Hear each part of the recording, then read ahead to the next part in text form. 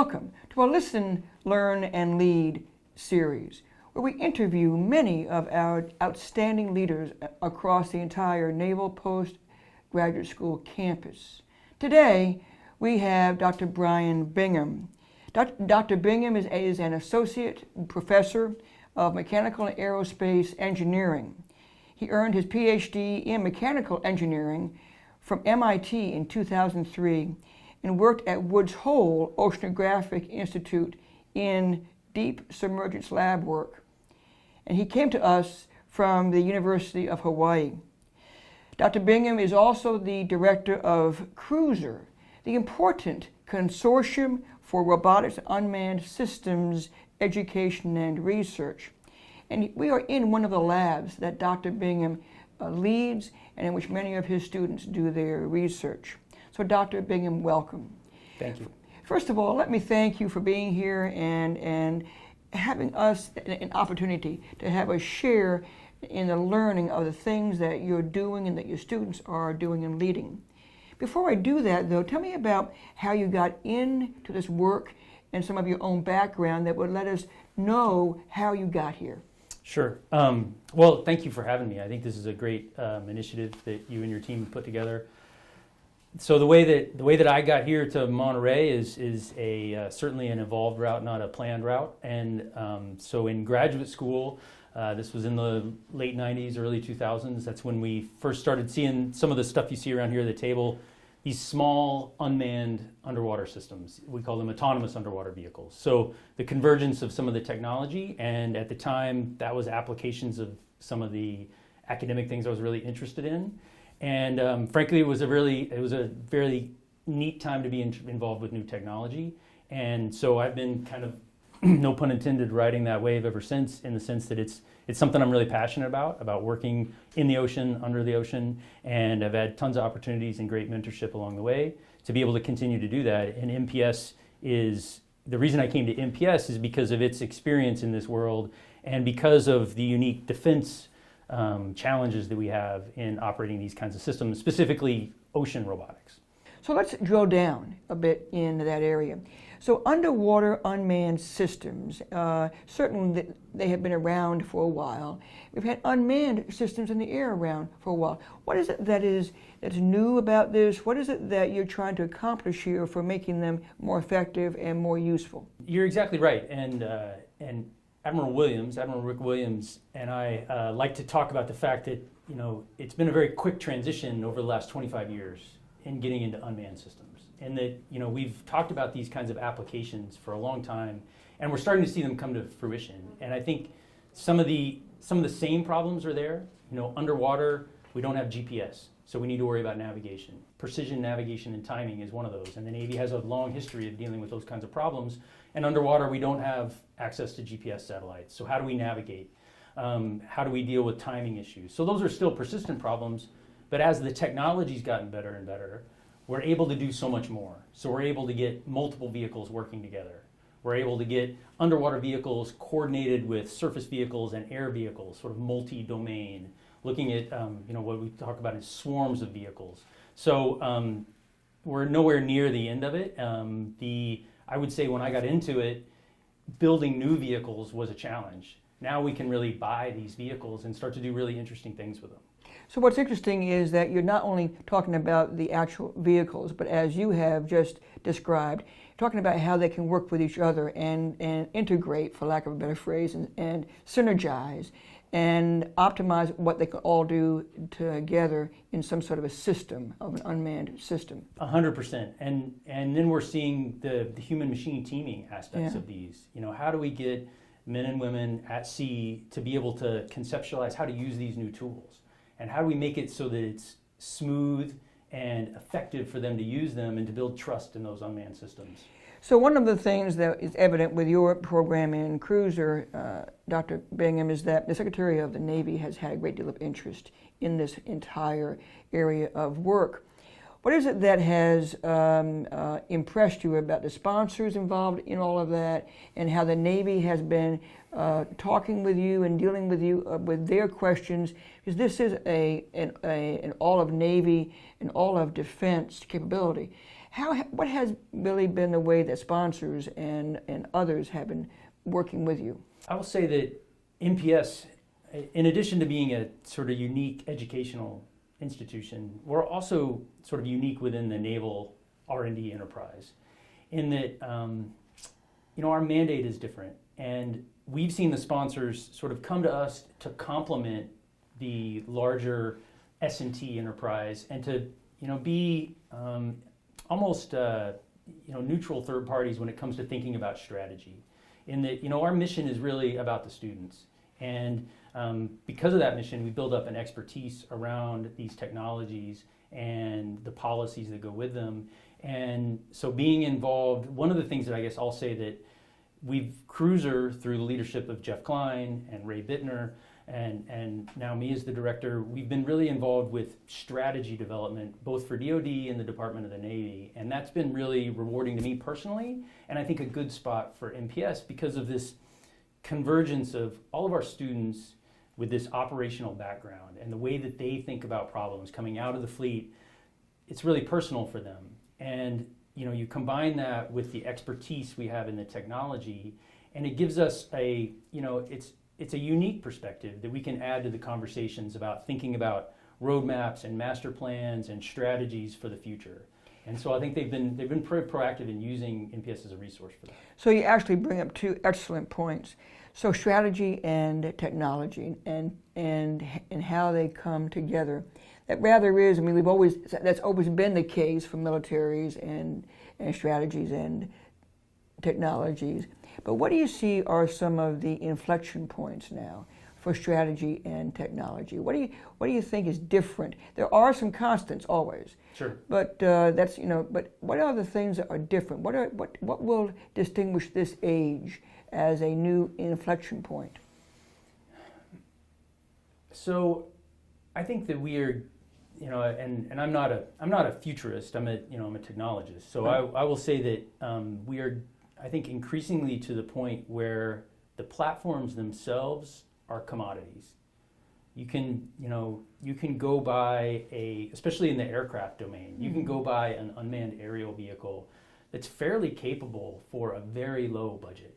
And so that creates asymmetrical opportunities and liabilities. And so I think that we've seen already that as a real, how do we counter those kinds of activities when they're not just the domain of the United States or near peers, that everybody can employ these kinds of systems. So how do we counter those kinds of technologies? I think is we're seeing that now, that it's so ubiquitous that threat, we've spent so much time trying to get them to work, and now we're trying to figure out how to defend against them because they're so ubiquitous.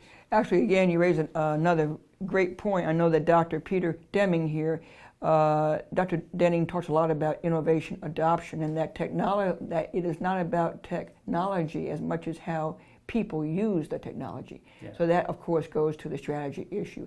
But you also said something else interesting about how technology is very personal to people, and that when you go out to the fleet, when you go out and see the operators, what is your sense about their openness and their thinking about unmanned systems? What has surprised you about what they're thinking and how they're thinking? I think I'll kind of tell you maybe a very specific thing that surprised me is just recently. So we have stood up this robotics engineering certificate program. And it took us a while to get that stood up. And because we were concerned about the demand for it. And the surprising thing was when we got it stood up and we put it out there, the demand has exceeded our capacity to satisfy it. And so I think I had always kind of hoped that, I'm a little biased, but people from the warfare centers, people from the fleet have, just kind of come out of the woodwork and said, we need more of that. We need more we need to have our men and women that are working at the warfare centers, at the Navy labs, to do some retooling about how to put these kind of technologies together. And again, to the point that it's different than what they can get necessarily at a civilian institution. It's complementary in the fact that they come from backgrounds from great schools, from Stanford and Georgia Tech and all these great technology schools, but they're what they're looking for NPS to do is how do we take that fundamental knowledge and still within an engineering technology, how do we apply it to these really mission critical platforms? So I was surprised at how much demand there was for the education part of it. That's interesting. So CRUSER has been a pacer for the university with regard to looking at the technology from a cross-disciplinary, all of university, a whole of university kind of point of view. Tell me how that has informed your thinking about this, and what have you seen as results of that? So that's a great observation. In that, and I will defer all credit to that to Jeff Klein and Ray Bittner in the way they established CRUSER back in 2011. And from the beginning, this may get a little too far in the weeds, but they situated it at the dean of the research level. So we're not within a particular school or a department. And that's been structurally really important. But the other thing is just the culture within our very small team has always been that balance between, and this oversimplifies it, but the engineering and the operations. You know, if we think about campus in that way. And, you know, and just in every little decision we make, we try to make sure that we are representing all of that and putting aside our own biases, right? Like I talked a little bit about what I love, right? But that's, you know, we recognize that we want, as you said, it's not just a technology program. Right. We need people like Molly McGuire who are cognitive scientists thinking about how do we adopt and trust these systems, right? And that's not my domain, but we need to bring that in if we're going to solve these problems. So what are we looking at on the table here? So we're looking at a couple of pieces and parts from unmanned systems. In this case, the one here is a pressure housing for a Remus vehicle. So one thing we'll see when we walk around the lab is that one of the distinct aspects about this lab, the Center for Autonomous Vehicle Research, which is run by Dr. Vlad Bokrodov, is that students get access to real defense hardware. And so this is a program of record, Mark 18 Mod 1 program, Remus vehicles made by a commercial vendor. And this is a custom housing that Professor Doug Horner and his students put together. And if you look here, it's got a camera in it. So he's looking at, I mentioned the navigation problem. How do you navigate underwater with a camera? So with just a single monocular camera. So they built up, him and his students built up this whole system, and then are integrating the software, which is some of the embedded computers you see here, another camera, to be able to do what Doug works on is terrain-aided navigation. So without any sensors, how do you move over the bathymetry of the bottom and localize yourself? So I love that problem. Like I have a copy of my dad's copy of Bowditch on my desk. Like I love that history of the Navy working in navigation. You know, so he was a navigator on a destroyer, and I always think that there's some fun history there. So you mentioned the CAVR Lab. Can you talk about that a little bit? Of course, yeah. So we're sitting in the conference room of a great facility here at NPS called the Center for Autonomous Vehicle Research, and this is again across the school. It is a very much a facility. So it's where students and faculty and researchers can share and come together to work on multi-domain problems. So we have a set of assets. We have folks. We have full-time staff members who care and feed for some of these vehicles, because you can imagine just like anything that goes in salt water, these take a fair amount of care and feeding. And so that currently the director is Vlad Bokrodov, who's in mechanical and aerospace engineering as well. But that is, again, a multidisciplinary, multi-domain. So when we walk around, we'll see stuff that flies, we'll see stuff that goes into space, we'll see stuff that's at the surface and underwater. And it's a great place to bring students early in their time here at NPS, because you can just walk into this high bay and you can say, all right, pick your toy, right? So choose what you want to work on. So we'll be going out to the lab and looking at a few things there. And when we do, you can show us some of those kinds of capabilities. Tell us a student story prior to us going out to the lab. And I'll ask you this again out in the lab. Tell us a student story that you had that a student had an aha moment, or the student was so terrific that he or she had an impact either within the school or outside of us. So as far as student impact and maybe some of those aha moments, so I had a student, Nicholas, I won't use his last name for fear of retribution, but he was a surface warfare officer, and he came to NPS, And when students come to NPS, they have a wide aperture in terms of what they can work on. And we ended up through class sort of starting to talk about research topics. And he ended up working on a navigation platform for an unmanned surface vehicle. And we did field testing, and it was a great thesis he put together. But what really, I guess, more impacted me was it made an impact on the way he thought about his career. And that since then, he's gone on to work at a warfare center and split his time between that and a program office. And it's been really fantastic to follow his career and have him sort of use that, like he was learning a bunch of stuff that he didn't know he was gonna need. And then he reaches back to us and to me and to the lab and says, hey, where's that paper we read in that class? Or where's the thing from my thesis? And so the impact is kind of on me, but to see that trickle over time through his career and to widen his view of what's possible and get him involved in some of these conversations about strategy, about where the Navy's going, so that, you know, hopefully he's thinking about his career in a little different way, and he can bring that back to the fleet. Like, that's, I think, impactful both ways. Well, that's great. So let's go take a walk and go through the lab and talk about some things there as well, okay? Okay. Great. We're going to start here at the air unmanned systems. And so if you would let us know what we're seeing here, it'd be great. Yes, ma'am. Thank you. So this is a platform. It's a program of record. It's called Scan Eagle. It was now made by Boeing. And it's a platform that NPS has a long history with. And they've been developing what's called a backseat controller. So this pressure housing over here is actually, they can put the autonomy into this canister that then controls this aircraft. And Doug Horner is really interested in using that for his network control systems. And this becomes a platform, probably 5 to 10 students every year write a thesis involving experimental data that come from these platforms.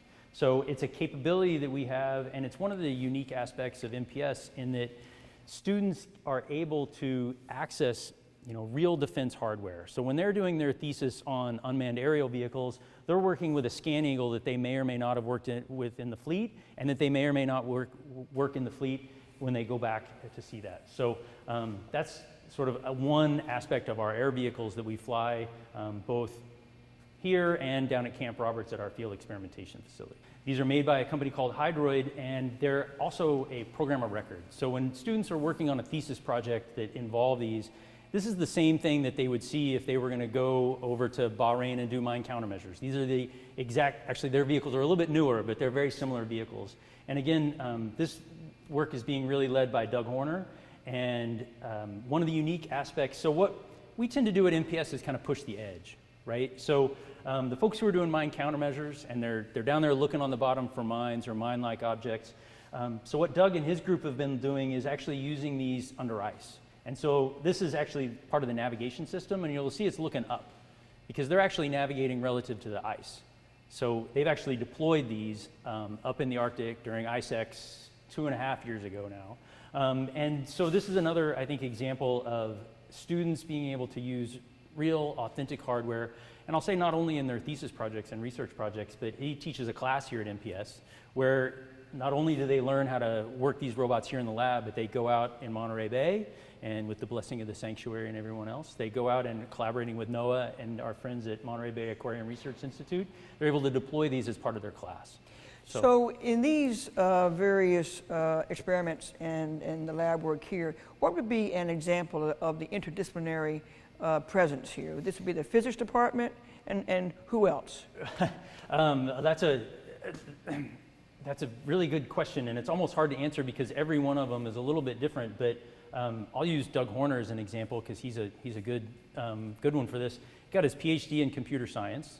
He sits in mechanical engineering. He works with people in electrical and computer engineering, doing like artificial intelligence, machine learning type of applications. And so that kind of gives you a breadth of not only in the engineering side, and then with these vehicles in particular, again, to even spread that a little farther, over in systems engineering, a faculty by the name of John Dillard, who works on not the technology of this, but how are these getting adopted into the fleet? What are the barriers from the acquisition side of getting these out and getting employed as as the expeditionary warfare folks go from 1 company to 15. So these have, as we talked a little bit about, it's been 25 years coming to get these out into the fleet, but all of a sudden it's like, yes, we need these, and so he's working on how do we actually work on the non-technical side of getting them adopted.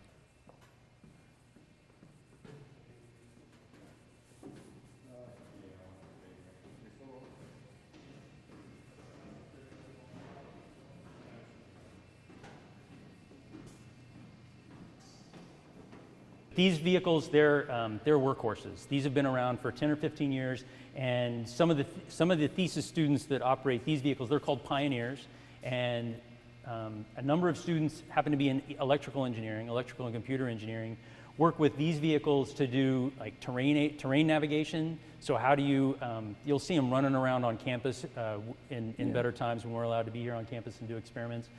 You'll see them running around on campus, trying not to run into things, and they're real surrogates. So when we teach classes, we tend to use these vehicles, not because we think that's what the students are going to end up applying their thesis research to, but this isn't going to sink, this isn't going to crash. Right. So it's a really stable platform. If it runs out of battery, it'll just sit there. So they're a real teaching aid to get students to stair step up through learning the fundamentals, the mathematics, to then doing stuff here in the lab, and then working out in the field in our experimentation. So that's an interesting comment. So you could take a student who has a great deal of background in this, would not maybe need this, but you might have a student who has a lot of operational, tactical experience, but does not know some of the principles. And so now you have taken on the one hand, the intellectual aptitude, on the other hand, the experiential aptitude, and bringing it together and tailoring it to the student's needs in order to bring each one up. 100%. And I think that if we're not doing that at NPS, we're not fulfilling all the opportunity we have. Yeah. One of the great things about being a faculty member at NPS is our students come with that operational background. And so the technology is personal to them in that they need that technology to solve problems that they've experienced. And so we had a student a year and a half ago now, and it was co-advised by Vlad Debokratov and I, and he was interested in how do we use vehicles like this to support maritime interdiction operations. Mm-hmm. So this is a lab. We went upstairs and we saw the lab, and then down here we were in the conference room of this area. And obviously there is, what's missing right now are our students. Yes, ma'am. And so we missed that during this COVID-19 period. But there's still the underlying question about leadership. And you touch many students, and you have an opportunity to interact with them as they discover, as they find creative solutions, as they innovate and create. If they were to come up to you and say, Dr. Bingham, talk to us about leadership and some of your views of leadership, what would be your answer? So for me personally, I think the only thing I can talk about in terms of leadership is my community. And I think that for me, the special thing about NPS is it's this blending of communities and cultures, right? The academic culture and the military culture are mutually reinforcing. And if we're in balance, NPS is a magical place. And so what I would say is that as much as they show me their community and I see what leadership means there, I can talk about what I think leadership means in the academic side. And as we've talked about before, the academic structure tends to be flatter, but I think leadership is a lot the same in that it's about mutual respect. It's about, we mentioned integrity, and I think academic integrity, just like integrity and honor means something on the military side, it may not mean the exact same thing, but the root is there of, you're only as good as your reputation. And, if we're treating our students not as traditional students, but as, both as students and as men and women in uniform who are keeping this country safe, I think there's some real goodness there that you can't get anywhere else. And it's, occasionally we get it wrong. Occasionally we get that mutual respect wrong, but it's very, very rare in my experience at NPS. But when we get it right, we span that whole space. And so I think back to the leadership side, for me, being an academic, sort of in my professional life, it's really about sort of leading by example and stepping up. And for me, at least I try to always be both a team player and a leader where I can, and think of leadership as service. As leadership as when it's my turn to get called, I'll do my darndest to do my service, and then and then having respect for somebody else who's willing to step up, because boy, doesn't that feel good if somebody else will take it for a little while. Well, we want to thank you, Dr. Bingham, for all that you do for us every day. You help us to discover some new things. It's been fun to come out down here to the lab and play with some other toys of science and technology. But our gratitude is to you for what you're doing to create new knowledge, to absolutely inspire intellectual capacity, and to help the whole process of discovering and creating solutions to really big, wicked problems and to the challenges and opportunities. So on behalf of the entire NPS community, I thank you for this time and for your interview remarks. Thank you very much. Thank you, ma'am.